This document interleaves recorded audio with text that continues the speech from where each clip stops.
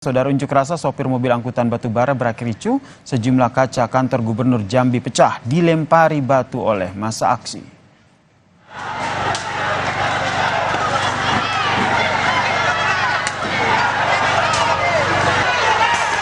Demo supir mobil angkutan batubara di kantor Gubernur Jambi yang awalnya damai berakhir ricuh.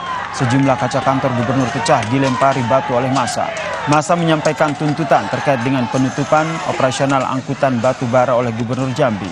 Para sopir menuntut agar bisa kembali bekerja menjadi sopir membawa batubara. Sopir menilai kebijakan ini mematikan mata pencarian para supir. Polisi turun dan menghalau pendemo serta menggunakan gas air mata untuk memecah konsentrasi pendemo.